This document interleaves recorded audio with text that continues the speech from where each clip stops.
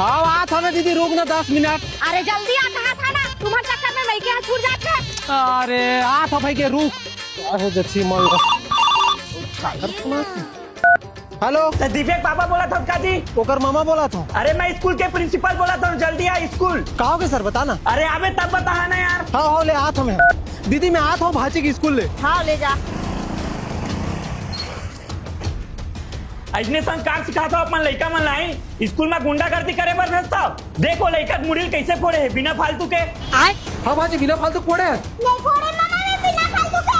देख देख कैसे झूठ बोला तोर भाची है। झूठ बोला था, सही से बता कहा तो बिना फालतू फोड़े मुड़ी ला। नहीं फोड़े मामा मैं बिना फालतू के।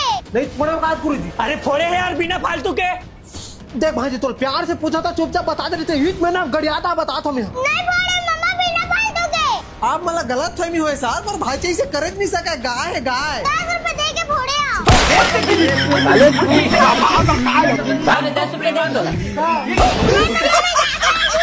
रुपए दे आओ।